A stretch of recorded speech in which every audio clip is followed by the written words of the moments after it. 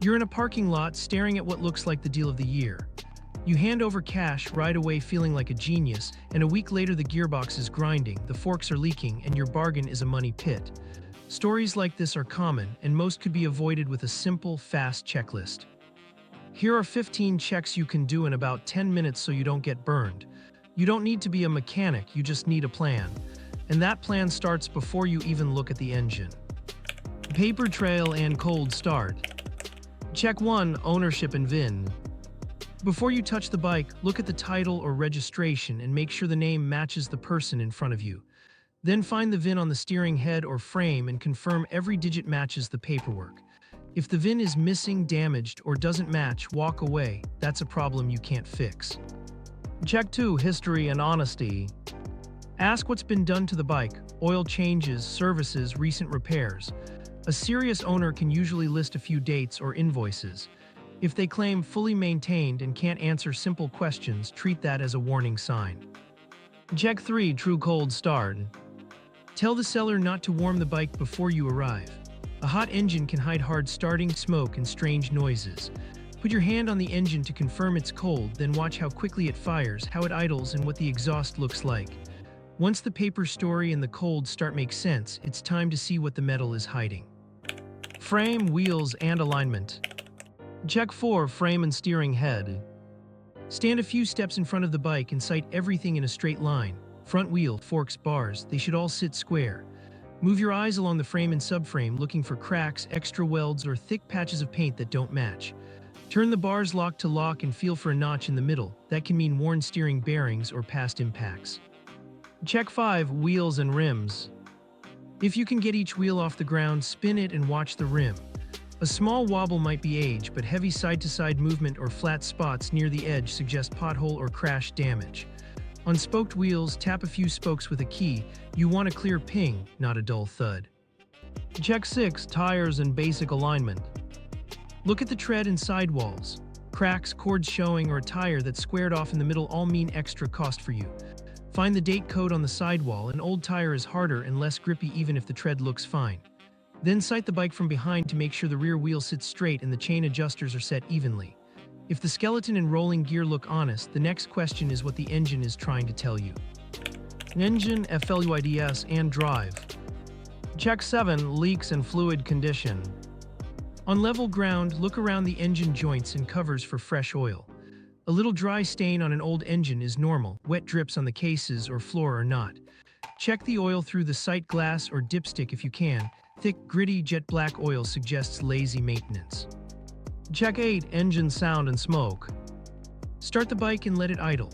It should settle into a steady rhythm without needing a handful of throttle. Step behind and watch the exhaust. A little condensation on a cold day is fine, but heavy blue or black smoke that doesn't clear is a warning.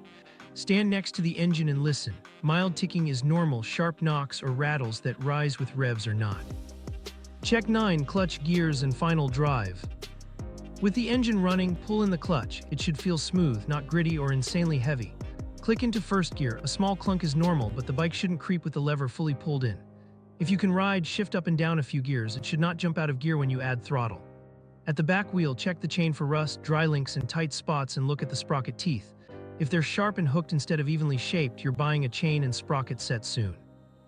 Once the engine and drive pass basic tests, you need to know whether the bike can actually stop and steer safely. BRAKES, suspension, and road contact. Check 10. Brake discs, pads, and feel. Look at the discs for deep grooves or heavy lips on the outer edge. Peek at the pads and make sure there's still a few millimeters of material. Squeeze the front lever and push the rear pedal. Both should feel firm and build pressure quickly, not sink slowly to the bar or floor. Check 11. Forks and rear shock. Look at the shiny part of the fork tubes.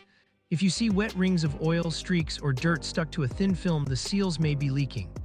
At the rear, look for oil on the shock body and obvious sagging or damage. Sit on the bike, bounce it a few times, and feel for smooth movement instead of harsh topping or bottoming. Check 12. Tires under load. Now that you know the tires aren't ancient or cracked, feel how they behave with your weight on the bike. A badly flat SB. Odded rear or strange cupping on the front means poor handling and likely new rubber soon. Once the parts that touch the road check out, The next weak link on many used bikes is the stuff that lights them up. Electrics, controls, and test ride. Check 13 lights and switches. Turn the key and test everything. Headlight on low and high beam, indicators, tail and brake lights, and the horn. Press each switch more than once to see if any are sticky or intermittent. Watch the instrument panel when you start the bike. Warning lights should come on briefly, then go out as the engine runs. Check 14 controls and low speed feel. Turn the bars lock to lock while the bike idles and make sure the throttle doesn't stick or rev by itself. Roll a few meters and test the front and rear brakes gently, then a bit harder. At very low speed, the bike should track straight and not fight you. If the seller allows a short ride, a few minutes is enough to feel if the steering is nervous, the engine hesitates, or the gearbox feels rough under real load. That leads to the most overlooked part of any inspection: reading the situation, not just the machine. The seller, your gut, and walking away. Check 15 seller behavior and your own instinct. While you do all of this, pay attention to the human next to the bike. Are they calm and open to questions, or rushing you and getting defensive when you look closely at certain areas? Honest owners usually don't mind if you take your time, point out flaws, or say you need to think. If the story keeps changing, the pressure is high, or something just feels off, believe that feeling. Now put everything you've seen into a simple mental score. Green for good, yellow for worn but acceptable, red for serious or expensive problems. A bike with mostly green and a few yellow boxes can still be a great buy at the right price. A bike with even one or two big red flags, bent frame, tampered VIN, horrible engine noises, dead brakes, is a bike you leave behind, no matter how shiny it looks. The strongest tool you have is the ability to walk away. There will always be another used bike. There's only one wallet and one body you need to protect. With these 15 checks and 10 focused minutes, you can step into any viewing with confidence and spot the traps quickly.